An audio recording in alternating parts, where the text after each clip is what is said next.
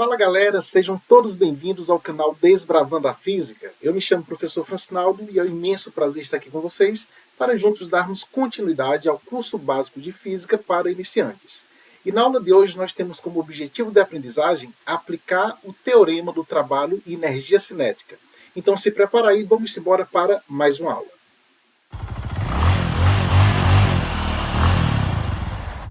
E o primeiro exercício, turma, que nós vamos estar resolvendo na aula de hoje sobre a aplicação do teorema do trabalho e energia cinética, diz o seguinte: um elevador de massa 500 kg está descendo com velocidade inicial de 4 metros por segundo, quando o cabo de sustentação começa a deslizar, permitindo que o elevador caia com aceleração constante A igual a G sobre 5. Então aqui seria basicamente o seguinte: esse G vai ser a gravidade da Terra, que nós vamos arredondar para aproximadamente 10 metros por segundo ao quadrado. Então, a aceleração constante desse elevador vai ser de 10 dividido por 5, que por sua vez é 2 metros por segundo ao quadrado. Continuando. Letra A. Se o elevador cai de uma altura de 12 metros, D igual a 12 metros, qual é o trabalho realizado pela força gravitacional? Letra B. Qual é o trabalho realizado sobre o elevador pela força de tração exercida pelo cabo durante a queda? Letra C. Qual o trabalho total realizado sobre o elevador durante a queda? E letra D. Qual é a energia cinética do elevador no final da queda de 12 metros? Então, turma, vamos lá. Vamos primeiramente anotar os dados que foram fornecidos nesse problema. A questão nos deu que a massa do elevador é igual a 500 kg. E disse ainda que a velocidade inicial deste elevador, que eu vou chamar de VI, é simplesmente 4 metros por segundo. Sabe-se que a aceleração vai ser uma aceleração constante igual a G sobre 5. Ou seja, 10 sobre 5, que por sua vez vai dar 2 metros por segundo ao quadrado. E na letra A, nós queremos determinar o valor do trabalho exercido pela força gravitacional durante esta queda, durante este deslocamento do elevador por uma distância de 12 metros. Então, letra A, queremos determinar o trabalho realizado pela força gravitacional, que eu vou chamar simplesmente de WG. Durante essa queda do elevador, cuja distância, vale ressaltar, o deslocamento sofrido pelo elevador é de 12 metros. E agora, professor, o que a gente faz para resolver essa letra A? Veja só, nós sabemos que o trabalho realizado por uma força constante pode ser determinado através do produto escalar da força com o vetor deslocamento. Esse produto escalar, resolvendo ele, vai ser o módulo do primeiro vetor, que seria a intensidade da força, multiplicado pelo módulo do segundo vetor, que seria a intensidade do deslocamento, vezes o cosseno do ângulo entre os dois, entre a força e o deslocamento, que eu vou chamar de φ. Lembre-se que no problema nós vamos ter o nosso sistema físico, que vai ser o elevador, e aí nós podemos considerar que esse elevador é a nossa partícula, que eu estou representando aqui, e sobre esse elevador atuam algumas forças, entre elas a força-peso, que é uma força gravitacional, que vai ser aplicado sempre na direção vertical para baixo, pois a força-peso sempre aponta para o centro da Terra, e aqui a gente sempre vai considerar que o centro da Terra está logo abaixo desse sistema. Por isso, a força-peso, Fg, ela está apontando na direção vertical, no sentido de cima para baixo. Além da força-peso, atua também sobre este elevador a força de tração, uma vez que esse elevador está conectado por esse cabo. Então, vai atuar uma força de tração saindo do elevador em direção deste cabo. Essas são as duas forças que atuam sobre o elevador. Lembrando que o elevador ele sofre um deslocamento de 12 metros na direção vertical, no sentido de cima para baixo. Está representado aqui o vetor deslocamento, indicando o sentido do movimento deste elevador.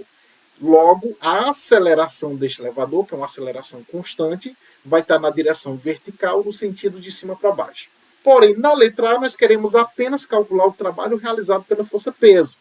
Logo, o trabalho realizado pela força-peso será igual à intensidade da força-peso, Fg, que é a força-peso, multiplicado pela intensidade do deslocamento, D, multiplicado pelo cosseno do ângulo entre a força-peso e o deslocamento.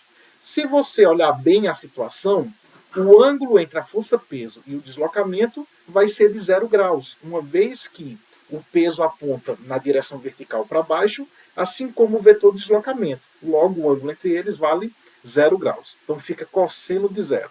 Substituindo os valores, teremos que o trabalho realizado pela força-peso será a força gravitacional, a força-peso, que é massa vezes gravidade, multiplicado pela distância vezes o cosseno de zero. Vamos substituir os valores agora. O trabalho realizado pela força-peso será igual à massa do elevador, que vale 500 kg, multiplicado pela gravidade da Terra, que é aproximadamente 10 metros por segundo ao quadrado, vezes a distância, que seria o deslocamento, que vale 12 metros, e o cosseno de zero nós sabemos que vale 1. Joga na calculadora científica, cosseno de zero é igual a 1.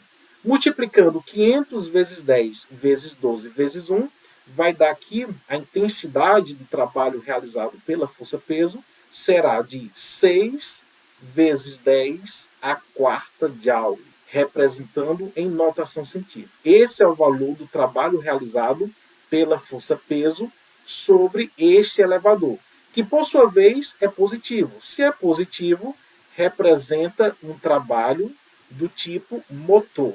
Então, letra A, resolvida com sucesso, perfeito. Vamos agora para a letra B.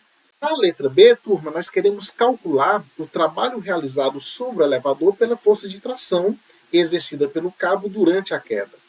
Como a força de tração é uma força constante, o trabalho realizado pela força constante nós já podemos escrever diretamente, que vai ser a intensidade da força, multiplicado pelo deslocamento, vezes o cosseno do ângulo entre a força e o deslocamento. Esta é a fórmula para determinar o trabalho realizado por uma força constante. Como a força que nós queremos calcular o trabalho é a força de tração, substituindo os valores, nós teremos que o trabalho realizado pela força de tração é igual à intensidade da força de tração, que eu vou chamar de T. A princípio, o problema não diz quanto vale essa tração. Se não fala quanto vale a tração, vou apenas repetir, considerar igual a T. Vezes o deslocamento que foi dado no problema, que vale 12 metros, vezes o cosseno do ângulo. Que ângulo é esse, professor? É o ângulo entre a força de tração e o deslocamento. Olhando para a figura, nós percebemos claramente que o deslocamento está apontando no sentido vertical para baixo, enquanto que a força de tração está apontando no sentido vertical para cima. Portanto, o ângulo entre a força de tração e o vetor de deslocamento é um ângulo raso, um ângulo de meia volta, 180 graus. Então, colocaremos aqui cosseno de 180 graus. E o cosseno de 180 graus nós sabemos que vale menos 1. Joga na calculadora, cosseno de 180 igual a menos 1. Portanto, teremos como resultado que o trabalho realizado pela força de tração vai ser menos 12 multiplicado pela intensidade da tração, que por enquanto não foi dado no problema. Nós não sabemos o valor da intensidade dessa tração. E agora, professor? Agora nós vamos parar por aqui, tá certo? Na letra B, e vamos fazer o seguinte, ó. Já que nós não sabemos o valor dessa tração, pois não foi dado explicitamente na questão, vamos aplicar a segunda lei de Newton para esse nosso sistema, a fim de determinar o valor dessa tração. Aplicando a segunda lei de Newton, temos que a força resultante sobre este elevador é igual à massa do elevador vezes a aceleração. E quem seria a força resultante, professor? A força resultante é a soma de todas as forças que estão atuando sobre este elevador, que, a saber, existem apenas forças na direção vertical, na direção Y. Lembrem-se ainda que todas aquelas forças que apontam no mesmo sentido do deslocamento serão positivas, enquanto que as forças que estão contrárias ao deslocamento terão um sinal negativo. É o que acontece aqui, ó, com essas duas forças. A força gravitacional, que é a força-peso, será positiva, pois aponta no mesmo sentido do deslocamento, enquanto que a tração será negativa, pois aponta contrário ao sentido do deslocamento. Logo, a força resultante será a força-peso positivo menos a força de tração negativo, pois aponta contrário ao deslocamento do elevador. Isso vai ser igual à massa do elevador vezes a aceleração. Vamos substituir os valores que nós já conhecemos. Força gravitacional seria o peso do elevador. O peso do elevador nada mais é que a massa multiplicado pela gravidade. Logo, o peso do elevador vai ser a massa do elevador, que foi dado no problema, vale 500 kg, multiplicado pela gravidade, que nós estamos aproximando para 10 metros por segundo ao quadrado. Então, a força gravitacional, a força-peso, vai ser de 5.000 newtons.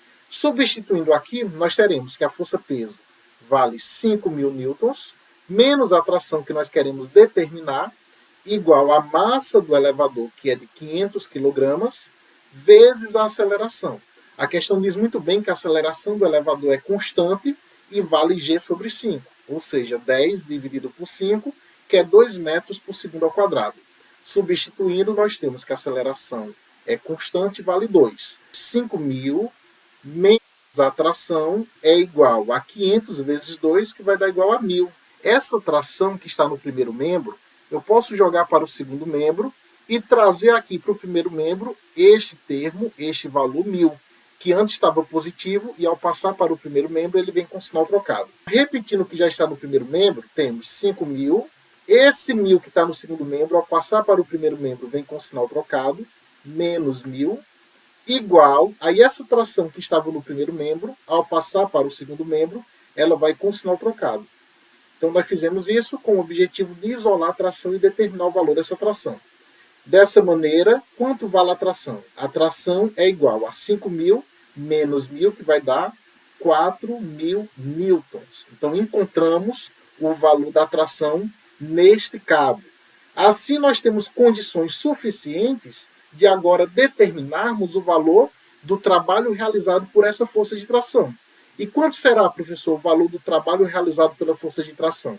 Ora, o trabalho realizado pela força de tração, como nós já havíamos calculado, é menos 12T.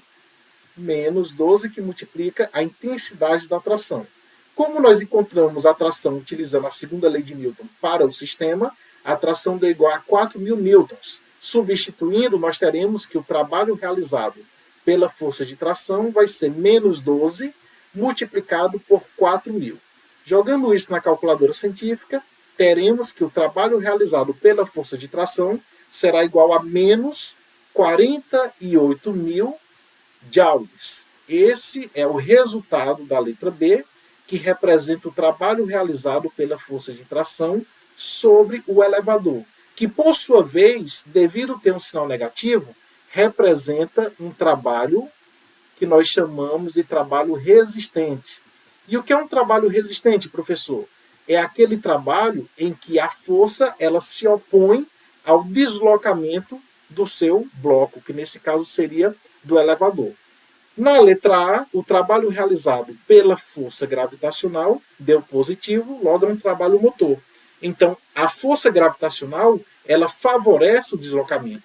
Na letra B, o trabalho deu negativo, que é o trabalho realizado pela força de tração. Isso significa que nós temos um trabalho resistente, ou seja, que a força de tração ela está se opondo ao deslocamento do corpo. E para darmos continuidade à resolução de nosso problema, vamos agora resolver a letra C. A letra C pede para calcular o trabalho total realizado sobre o elevador durante a queda. E quanto vale esse trabalho total? Esse trabalho total realizado sobre o elevador nada mais é que a soma do trabalho realizado pela força gravitacional com o trabalho realizado pela força de tração. Isso vai me dar, essa soma vai me dar o trabalho total realizado sobre o elevador. Substituindo os valores, na letra A nós determinamos o trabalho realizado pela força gravitacional, que por sua vez deu igual a 6 vezes 10 à quarta joule. 6 que multiplica 10 elevado à quarta joule. Enquanto que o trabalho realizado pela força de tração foi resolvido na letra B e vale menos 48.000 joule. Transformando aqui para a notação científica, nós vamos ter menos 4,8 vezes 10 à quarta joule. Logo, o trabalho total realizado sobre este elevador será igual a 6 vezes 10 à quarta joule menos 4,8 vezes 10 elevado à quarta joule. Colocando essa potência de base 10 em evidência, nós teremos 6 menos 4,8 vezes 10 elevado à quarta. Logo, o trabalho total realizado sobre este elevador nada mais é que 1,2 vezes 10 elevado à quarta Joule. Este é o resultado da nossa letra C, que representa o trabalho total realizado sobre o elevador, que por sua vez, como as únicas forças que atuam sobre o elevador é a força-peso e a força de tração, basta determinar o trabalho realizado por cada uma delas e somar ambos os trabalhos. E assim obteremos o trabalho realizado pela força total. E agora sim, agora para finalizarmos este nosso problema, vamos resolver a letra D. Na letra D, nós queremos determinar qual o valor da energia cinética do elevador no final da queda de 12 metros. Para resolver essa letra D, nós vamos utilizar o teorema do trabalho e energia cinética, que afirma simplesmente que a variação da energia cinética nada mais é que o trabalho total realizado sobre a partícula, sobre o corpo. Professor, como é que o senhor sabe que a gente iria utilizar exatamente esse teorema? Porque na letra D, ele pede para determinar o valor da energia cinética final deste elevador, sendo que no problema foi dado o valor da velocidade inicial do elevador. Se nós já calculamos o trabalho total realizado sobre o elevador, então nós podemos utilizar essa fórmula, que representa a fórmula do teorema do trabalho e energia cinética, para poder determinar o valor da energia cinética final deste elevador. Veja só, quem seria ΔK? ΔK é a variação da energia cinética. Essa variação da energia cinética nada mais é que a energia cinética final menos a energia cinética inicial. Isso é igual ao trabalho total realizado sobre o elevador, que nós já resolvemos isso na letra C, que dá igual a 1,2 vezes 10 à quarta Joule. Isso dá igual a 1,2 vezes 10 elevado à quarta Joule. Ora, mas quem será a energia cinética final deste elevador, que é o que nós queremos determinar? Isolando a energia cinética final, teremos, repete o que já está do outro lado, que é 1,2 vezes 10 elevado à quarta Joule, e essa energia cinética inicial que está negativo, ao passar para o segundo membro, vai com sinal trocado, vai positivo. Mas quem seria a energia cinética inicial do elevador? Resolvendo isso, teremos, repete, 1,2 vezes 10 à quarta. Aqui a energia cinética inicial nada mais é que a massa multiplicado pela velocidade inicial ao quadrado dividido por 2, que é a fórmula da energia cinética. Mas como nós estamos aqui representando a energia cinética inicial, então na fórmula vai entrar a velocidade inicial, beleza? Substituindo os valores, teremos que a energia cinética final deste elevador, que é o que nós queremos determinar, é igual a 1,2 vezes 10 à quarta, mais a massa do elevador, que nós já sabemos que vale 500 kg, multiplicado pela velocidade inicial ao quadrado. Velocidade inicial do elevador é igual a 4 metros por segundo. Substituindo, obtemos 4 elevado ao quadrado dividido por 2. Simplificando, vai ficar 1,2 vezes 10 elevado à quarta, mais 500 que multiplica 4 ao quadrado. 4 ao quadrado nada mais é que 16. Então fica 500 vezes 16 dividido por 2. Só que 16 dividido por 2 é igual a 8. Então, na verdade, vai ficar 500 vezes 8. Então, a energia cinética final será igual a 1,2 vezes 10 à quarta mais 500, que multiplica 8. Só que 500 vezes 8 vai dar quanto? Vai dar 4.000. A energia cinética final será igual a 1,2 vezes 10 à quarta mais 4.000, que eu posso escrever esse 4.000 da seguinte maneira. Para poder manter a mesma potência 10 elevado à quarta, eu vou escrever o 4.000 da seguinte forma. 1,2 vezes 10 à quarta, e o 4.000 pode ser escrito como 0,4 vezes 10 elevado à quarta. Agora sim, agora esse 10 à quarta a gente coloca em evidência, logo a energia cinética final será igual a 1,2 mais 0,4 vezes 10 elevado à quarta, que por sua vez vai nos dar uma energia cinética final igual a 1,6 vezes 10 elevado à quarta Joule. Aqui nós temos o resultado, a resposta da letra D, que pedia para determinar o valor da energia cinética final do elevador. E com isso, turma, nós finalizamos essa primeira questão da nossa aula de hoje, que foi uma aplicação do teorema do trabalho e energia cinética. Isso foi ilustrado exatamente na letra D desta primeira questão. Vamos agora resolver uma outra questão bastante interessante que também vai ilustrar muito bem o teorema do trabalho e energia cinética. A questão diz o seguinte: um trenó de massa de 200 kg é puxado ao longo de uma rampa sem atrito, que faz um ângulo de 30 graus com a horizontal, através de uma distância de 20 metros. O trenó começa e termina em repouso, e, portanto, a variação da energia cinética é nula. Qual o trabalho realizado por cada força sobre o trenó? A primeira coisa, turma, que nós devemos fazer para resolver este problema é justamente representar todas as forças que estão atuando sobre o corpo, que nesse caso será o trenó. As forças que vão atuar sobre esse trenó é justamente a força de tração, uma vez que esse trenó está se movimentando aqui, ó, na direção do plano inclinado, sendo puxado por um fio. Então temos a força de tração. Aqui nós estamos representando o trenó como uma partícula. Primeira força, força de tração, que sai da partícula do trenó em direção ao fio. Além da força de tração, nós temos a força normal. Por que a força normal, professor? Porque esse trenó ele está em contato com a superfície. Lembre-se que a direção e o sentido da força normal é sempre saindo da superfície e perpendicular à superfície. Além da força normal da tração, nós ainda podemos considerar a força peso, a força gravitacional, que vai atuar sobre o trenó devido à massa do mesmo, que é de 200 kg. A força peso, ela aponta sempre para o centro da Terra. Logo, vai estar representado na direção vertical e no sentido de cima para baixo. Então, essas são as três forças que estão atuando sobre o trenó. Está representado aqui para vocês. Para facilitar aqui o entendimento, vamos adotar como sistema de referência essa linha tracejada, que vai estar na mesma direção do plano inclinado, que por sua vez vai representar o nosso eixo X. Então, o eixo X ele é representado por esse eixo que está na mesma direção do plano inclinado. Consequentemente, o eixo Y ele é perpendicular à direção do plano inclinado. Então, aqui está a representação do eixo Y. Então, nunca esqueça, turma, a primeira coisa que você faz para resolver problemas desse tipo é representar o sistema de referência e analisar todas as forças que atuam sobre o corpo.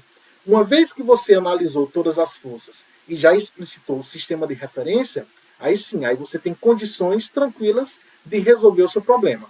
Mas antes disso, eu quero chamar a atenção para o seguinte fato. Vejam que, de acordo com esse sistema de referência, a força-peso ela encontra-se inclinada e neste terceiro quadrante. Então aqui seria o primeiro quadrante, aqui seria o segundo quadrante, aqui nós temos o terceiro quadrante e, por fim, o quarto quadrante. Olhando aqui para esse sistema de referência, que seria um plano cartesiano, a força-peso está inclinada e representada no terceiro quadrante. Isso quer dizer o quê, professor? Quer dizer que nós vamos ter que decompor a força-peso em duas componentes. Uma componente na direção do eixo X e a outra componente na direção do eixo Y. Ao fazermos isso nós aprendemos muito bem na parte de decomposição de vetores, nós percebemos que a componente na direção X podemos batizar simplesmente de FGX, enquanto que a componente da força-peso na direção Y nós podemos batizar simplesmente de FGY, beleza? Agora lembrem-se, outro detalhe extremamente importante. Esse ângulo do plano inclinado, que é o ângulo θ, geometricamente ele é igual ao ângulo que a força-peso faz com o eixo Y. Então, geometricamente, esse ângulo θ é igual ao ângulo entre FG e o eixo Y. Sempre que você adotar esse sistema de referência que nós estamos amarrando aqui nesta questão, logo, esse ângulo do plano inclinado necessariamente será igual ao ângulo entre a força gravitacional e o eixo Y. Por que isso é importante? Isso é importante na hora de determinarmos as componentes FGX e a componente FGY. Vejam que, de acordo com as aulas passadas, a gente aprendeu um bizu dizendo o seguinte, que durante a decomposição, aquela componente que está encostando no ângulo está associada ao cosseno.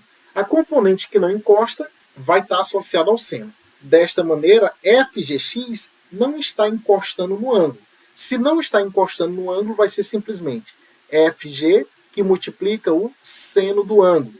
Lembrando que Fg é a massa vezes a gravidade, pois é a força-peso, multiplicado pelo seno de θ, que representa esse ângulo aqui, que por sua vez, geometricamente é igual ao ângulo do plano inclinado. Já a componente FGY está tocando no ângulo, está encostando no ângulo θ. Logo, a mesma estará associado ao cosseno de θ. Então vai ficar FG, que multiplica o cosseno de θ, uma vez que quem encosta é cossa, quem encosta é cosseno. Substituindo o valor do peso, o peso é massa vezes a gravidade, que multiplica aqui por cosseno de θ. Agora sim, turma, agora nós temos condições suficientes de determinarmos o trabalho realizado por cada uma das forças sobre o trenó. Então vamos começar aqui a brincadeira determinando o trabalho realizado pela força normal sobre este trenó. Quanto equivale o trabalho realizado pela força normal? Vamos fazer isso juntos. Se você olhar atentamente, a força normal ela está numa direção perpendicular ao deslocamento. Logo, o trabalho realizado pela força normal necessariamente vai ser igual a zero, já que o ângulo entre a força normal e o deslocamento vale 90 graus. Se nós fôssemos substituir na fórmula, ficaria o seguinte: trabalho realizado pela força normal será igual à intensidade da força normal multiplicado pelo deslocamento vezes o cosseno do ângulo entre a força normal e o deslocamento. Só que o ângulo entre os dois vale 90 graus. E o cosseno de 90 é igual a zero. Portanto, nós concluímos que o trabalho realizado pela força normal é igual a zero. Todas as forças que estão numa direção perpendicular ao deslocamento não realizam trabalho. Vamos dar continuidade e resolver agora o trabalho realizado pela força-peso. Quanto equivale o trabalho realizado pela força-peso, professor? Vejam que nós acabamos de decompor o peso em duas componentes. Uma componente na direção x, que é mg seno de θ, e a outra componente na direção y, que é mg cosseno de θ. Lembrando que essa componente na direção y está associada ao cosseno, justamente porque está encostando no ângulo θ, uma vez que esse ângulo do plano inclinado geometricamente é igual ao ângulo entre a força gravitacional, a força-peso, e a componente y. Beleza, então vamos determinar agora o trabalho realizado por cada uma dessas componentes. A iniciar pela componente FGX. Quanto vale o trabalho realizado pela componente FGX? Fazendo isso juntos, teremos o seguinte: como a componente FGX é uma força constante, o trabalho realizado por uma força constante é o produto da força vezes o deslocamento vezes o cosseno do ângulo. Substituindo, trabalho realizado por FGX é igual à intensidade de FGX, que nós já calculamos anteriormente. A intensidade de FGX é mg seno de θ. Vai ficar mg seno de θ multiplicado pelo deslocamento vezes o cosseno do ângulo. Quem é esse ângulo, professor? É justamente o ângulo entre a componente x da força-peso e o vetor de deslocamento. Lembrem-se que este trenó ele está subindo aqui na direção do plano inclinado, nesse sentido, tá certo? É o sentido do movimento do trenó. Logo, vai ser o sentido do deslocamento. Já a componente x da força-peso está apontando no sentido contrário ao deslocamento. Logo, esse ângulo θ vai ser um ângulo de 180 graus. Aqui teremos cosseno de 180, que já sabemos, lá na calculadora científica, isso daqui vai dar menos 1.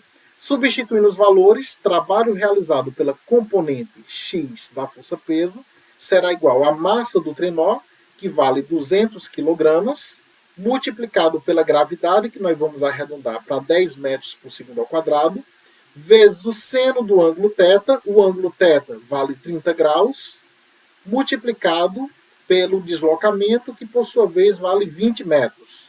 Substituindo isso daqui na calculadora científica, nós teremos que o trabalho realizado pela componente x da força-peso será igual a menos 20.000 Joule.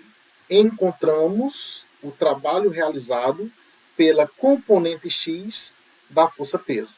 Beleza, professor, e agora? Agora nós vamos determinar o trabalho realizado pela componente y da força-peso. Seguindo o mesmo raciocínio, nós teremos que o trabalho realizado pela componente y da força-peso será igual. Vamos lá, vamos fazer juntos. A força-peso, nós sabemos que é uma força constante, assim como suas componentes. Se é uma força constante, nós podemos aplicar a seguinte fórmula para determinar o trabalho realizado por uma força constante. Trabalho é igual à intensidade da força vezes a distância vezes o cosseno do ângulo entre a força e a distância. Substituindo os valores, o trabalho realizado pela força peso na direção y, componente y da força peso, é igual a componente y da força peso, que já foi calculada anteriormente. Componente y da força peso é mg cosseno de θ.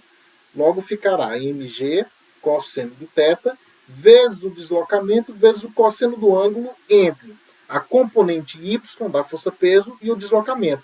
Olhando aqui, ó, percebemos que o deslocamento está nessa direção do plano inclinado, subindo aqui nesse sentido, enquanto que a componente y da força peso está na direção perpendicular ao deslocamento. Dessa forma, nós sabemos que quando temos uma força que está perpendicular ao deslocamento, esta força ela não realizará trabalho. E é o que vai acontecer aqui. Aqui vai entrar o ângulo de 90 graus, já que a componente y da força peso é perpendicular ao sentido do deslocamento. E o cosseno de 90 vale zero. Concluímos então que o trabalho realizado pela componente y da força peso necessariamente vai ser igual a zero. Não vai realizar trabalho. Olha só, turma, já encontramos o trabalho realizado pela força normal, determinamos o trabalho realizado pela componente x da força peso e determinamos o trabalho realizado pela componente y da força peso. Então já calculamos o trabalho realizado por essas três forças. Então o que é que está faltando agora? Está faltando determinar o trabalho realizado pela força de tração. Vamos fazer isso no próximo slide. Trabalho realizado pela força de tração, a força de tração ela é uma força constante. Se é uma força constante, nós podemos determinar o trabalho realizado por uma força constante através do produto da força pelo deslocamento pelo cosseno do ângulo entre a força e o deslocamento. Substituindo os valores, teremos que o trabalho realizado pela tração será igual à intensidade da tração, que nós não sabemos quanto vale, a questão não dá o valor da tração, então vamos repetir aqui, vezes o deslocamento do trenó, que sabemos que vale 20 metros, substituindo o deslocamento vale 20, vezes o cosseno de θ. Professor, mas como que nós vamos calcular o trabalho realizado pela tração se nós não sabemos o valor da tração deste fio? Uma maneira de calcular o trabalho realizado por essa força de tração, seguindo o mesmo raciocínio da questão anterior que nós respondemos nessa aula de hoje, seria aplicar a segunda lei de Newton para o nosso sistema. Aplicaria a segunda lei de Newton para o sistema e aí nós determinaríamos o valor dessa tração. Só que eu quero resolver aqui por um caminho diferente do que foi resolvido no problema anterior. E qual seria o caminho diferente, professor? Seria o seguinte, eu vou utilizar o teorema do trabalho e energia cinética. Nós sabemos que o teorema do trabalho e energia cinética afirma que a variação da energia cinética do nosso sistema é igual ao trabalho total realizado sobre o sistema. Esse daqui representa o teorema do trabalho e energia cinética. Beleza, mas quem seria o trabalho total, professor? Porque na questão nós não conseguimos determinar o trabalho total. Porque o trabalho total seria a soma do trabalho realizado por cada uma das forças. Mas nós não sabemos quanto vale o trabalho realizado pela força de tração. Realmente, não sabemos quanto vale ainda. Mas lembrem-se que o problema nos diz que a variação da energia cinética deste trenó é nula. Então, ΔK é igual a zero. Logo, nós podemos fazer o seguinte. Podemos considerar variação da energia cinética igual a zero. E isso vai ser igual ao trabalho total realizado pelas forças. Portanto, fazendo isso daqui, quem seria o trabalho total realizado pelas forças? Seria o trabalho realizado pela força normal, somado com o trabalho realizado pelas componentes da força peso.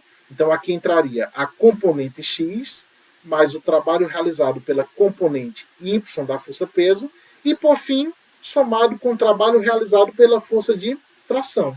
Então, a soma desses trabalhos é igual a zero. Por que é igual a zero, professor? Porque a variação de energia cinética para esse sistema é zero. Já foi dito no problema, tá certo? No enunciado da questão. Logo, substituindo os valores, nós teremos o seguinte, olha só. Zero é igual trabalho realizado pela força normal foi calculado, vale igual a zero. Já o trabalho realizado pela componente X da força peso também foi calculado, vale menos 20.000 Joule. Menos 20.000 Joule. E o trabalho realizado pela componente Y da força peso também vale zero. E por fim, o trabalho realizado pela força de tração nós não conseguimos calcular anteriormente, logo nós vamos repetir. Trabalho realizado pela força de tração. Resolvendo isso daqui, turma, podemos passar esse menos 20.000 Joule para o primeiro membro da igualdade. Ao fazermos isso, ele vai passar com o sinal trocado, ficará 20.000 igual ao trabalho realizado pela força de tração. Veja que nós acabamos de determinar de uma maneira bem mais simples, sem precisar utilizar a segunda lei de Newton, o trabalho realizado pela força de tração, que por sua vez deu igual a 20.000 Joule positivo, já que representa um trabalho motor. E dessa maneira nós finalizamos este nosso problema, determinando o trabalho realizado por cada uma das forças que atua sobre o trenó. Dessa forma, turma, nós finalizamos esta nossa aula de hoje. Quero agradecer imensamente a todos vocês que acompanharam a aula, dizer que quaisquer dúvidas vocês podem deixar nos comentários dos vídeos que eu estarei respondendo prontamente todas as perguntas. Outra coisa, não se esqueça de se inscrever no canal, de ativar o sininho de notificações para acompanhar todas as novidades desse curso básico de Física para iniciantes. Um forte abraço a todos e até a nossa próxima aula.